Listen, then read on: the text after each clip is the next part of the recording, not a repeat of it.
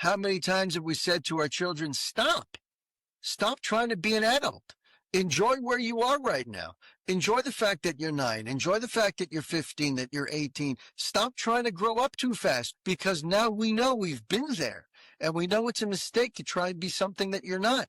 Love where you are, because you can't change it today. And if you're so busy trying to change it to be bigger and older and more experienced, then you're not going to enjoy the stage that you're at right now, which also acts as a springboard to your next level. Without that level of investment in this stage of your life, you don't have the foundation that you need to get to the next life. The trust factor is your ticket to a better life. The trust factor shows you how to get through the night. Good morning, everybody. Welcome to another episode of the Trust Factor podcast. I'm really glad you could join us. It's Friday. Felt like a really long week for me this time. Great news out of Toronto. Esty, who went missing, 14 years old, Jewish girl in Toronto a few weeks ago, has been found safe and sound and returned to her family. So amazing news. Thank God. It's hard to imagine what a parent goes through when a child isn't there and you don't know where they are in a big city and they're 14 years old. I can't even begin to imagine. I mean, if you ever wanted a test of faith, that's it, my friends. And so these two parents went through that and they spent weeks doing that. So I can only imagine. Thank God they've got their daughter home, and hopefully they get all of the support and the resources that they need to make sure that something like this never happens again. And to Israel's and the Jewish people's haters, it's now time for you to go out and pull down those signs that you were dying to pull down. You were so interested in getting those signs of a missing 14-year-old girl torn down because of your rabid hatred. Now's your opportunity. Head on out there. I'm sure there are plenty still up, and the city could use you. So, but something tells me you won't go out because now she's safe. Let's get back into it, my friends. We're talking about juggling money. We said finances are a disease. They are a killer. Now, there are certain times that you can try and justify it. There's no question. It can enable you to be able to spring forward, but you've got to be very careful in juggling that decision, and it needs to be done in a way that is above board. The Torah talks about lending money. Therefore, there's a whole concept about it, but the Torah says you're not allowed to charge interest.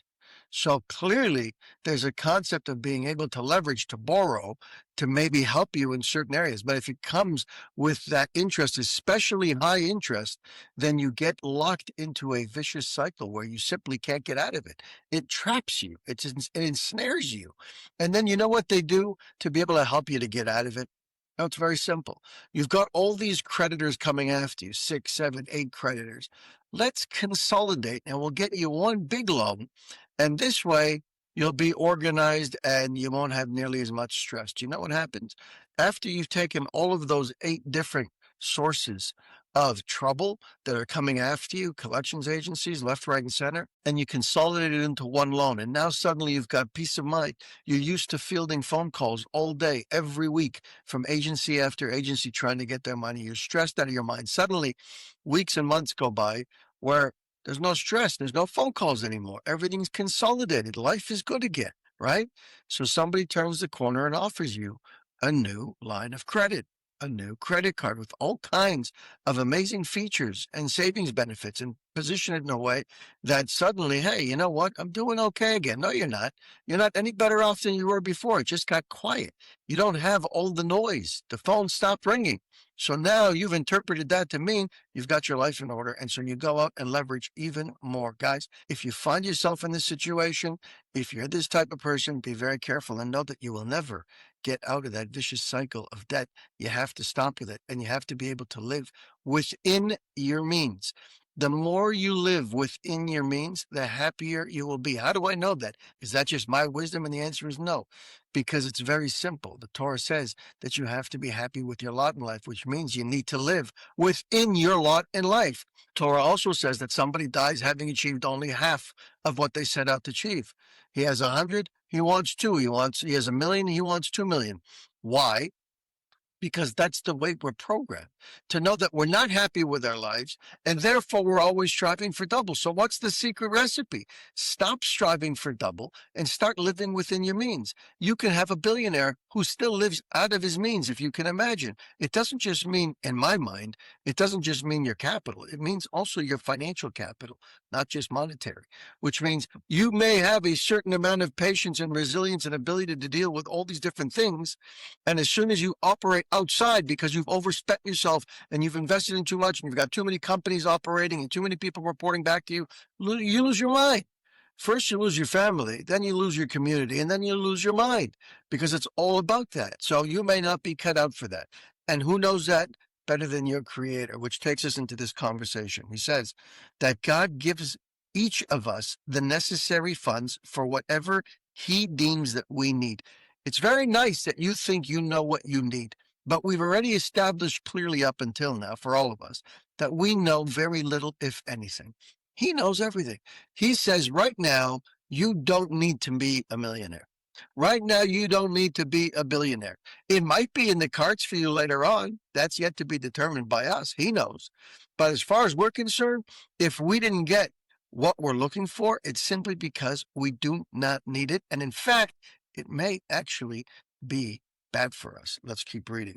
A person with emunah knows that if the creator wants him to invest a large sum, he'll provide him with the funds. If you're supposed to invest in that real estate or the stock market or whatever it is, he will make sure that it comes at an opportune time where you have that extra cash. And again, if you're an entrepreneur, I'm speaking one to another, you know this very well because you have investments to make in business and you've got your regular monthly cash flow, and you know what needs to come in order to go out. And it often seems like it's just the right amount of money. If you know what I'm talking about, you know what I'm talking about. That when the right time comes, that account gets nice and plump. Why? Because he knows what's waiting around the corner, because he knows that you're going to have a heavy cash outlay. And so it just so happens that at the right time of the month, every year, you get that little infusion that helps you to get through the next little phase of your business. Always the case. You get through 1 month to get through another until something opens up, something loosens up. And it may not even be in the industry you're in right now. It might just be that the job you're doing now is to be able to provide you with a moderate means for this stage of your life. I don't know how long that is, and neither do you, but he does. So you have to understand that there's a reason why you're operating in that range. Does the creator lack the necessary capital?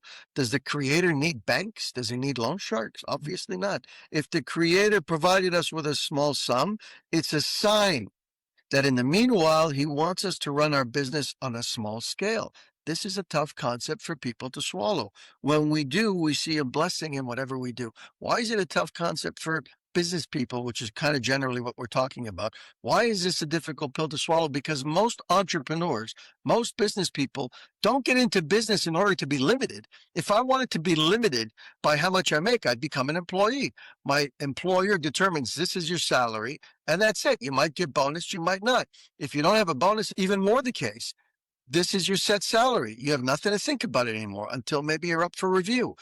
If you have a bonus involved, okay, maybe you can impact it a little bit. But generally speaking, if you want to be limited, go get a job and they'll limit your salary. When you're in business for yourself, the understanding is that I'm not limited. I'm only limited by myself. Nobody else can limit my pace. So now here I am. I've established this wonderful business. I'm out there trying to make money and I keep hitting roadblock after roadblock. In the meantime, I'm paying all my bills. I've put my kids in private school. I've got cars in the driveway. I own a home. I've got a business. I've got employees. I've got food in the fridge. I've got everything that I need, clothes on my back.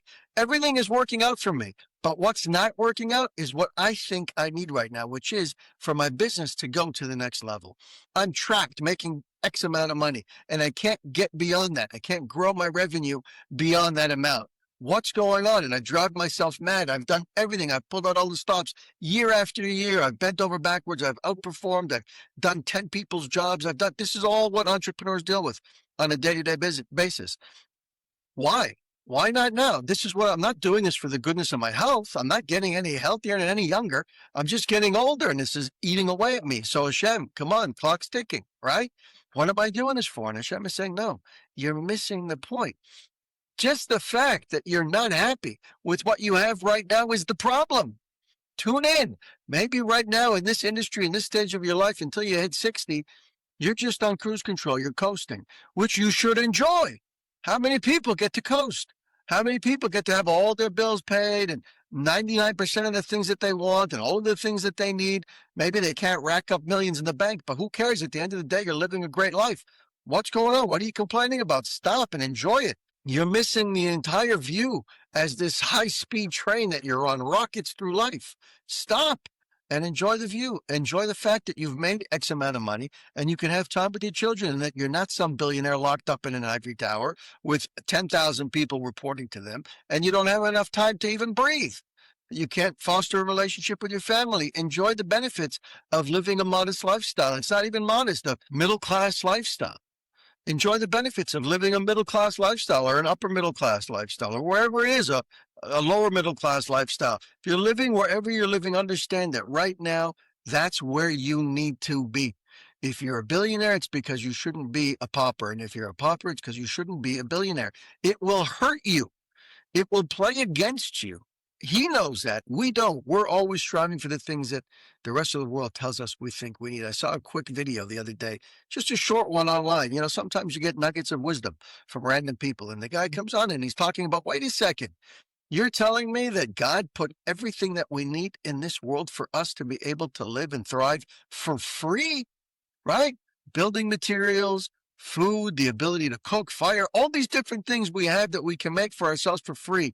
And somehow look at where we've come to right now, where we're all chasing a fiat currency, meaning a dollar that has nothing that backs it. We used to have cattle. We used to have assets. We used to have physical things that we could trade. We knew they had value to them. They had practical use. Today, we're all running after stacks, not even stacks. It's all online. We're running after digital numbers on a screen. Are you kidding me? Flip the power off, it goes dark. But yet we go after that all day long. There's nothing that backs it. There's no security. There's no value behind this except for what the screen is telling you. Think about that. Once upon a time, you had assets. Okay, today you've got a house. You can invest in hard assets. But really, we're all running after the dollars, that even if they're digital, to buy that house. Let's finish up over here, my friends.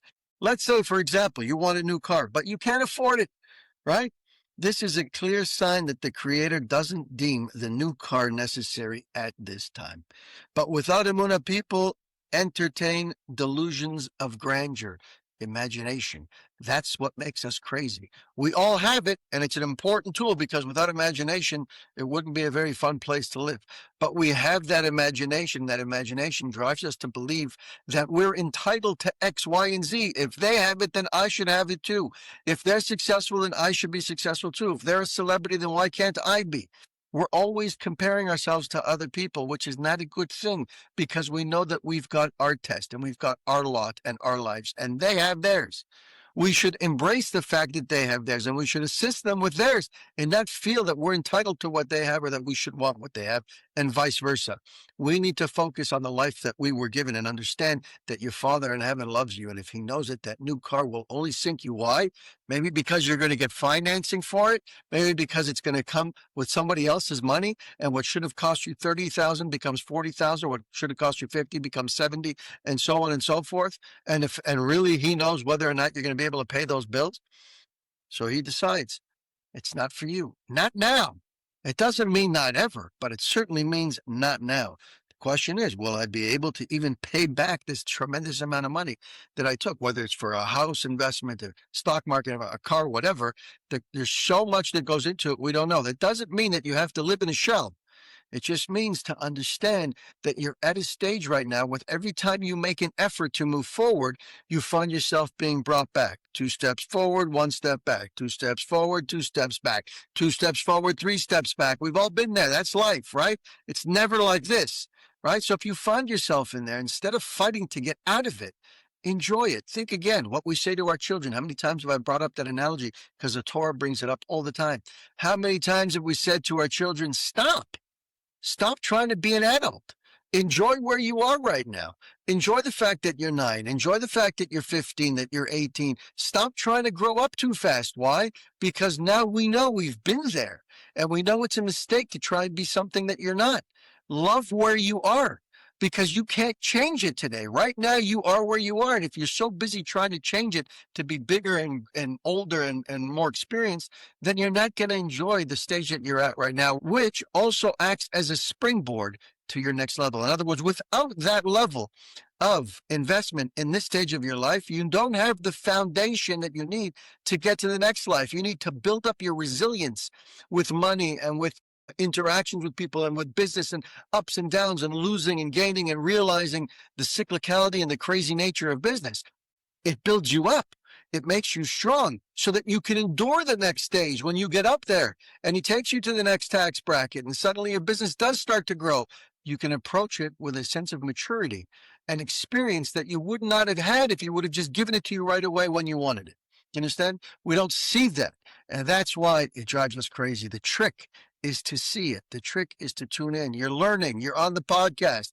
Congratulations. You're doing exactly what you're supposed to do. Just make sure that it gets in and you lock it in. You're fighting an uphill battle because this is a small portion of your day. The rest of your day, the rest of the 23 hours and 45 minutes, you're out looking around, looking at billboards, listening to the radio, watching the news, online scrolling, being bombarded by society and secularism. So take this 15, 20 minutes, these precious times, hopefully more. Keep learning all day as long as you can. Block out all that noise and make this content your number one content. Doesn't have to just be this podcast. There are many out there. Learn all day long. There is no downside, my friends, only upside. Have an amazing Shabbat, and God willing, we'll chat again on Sunday.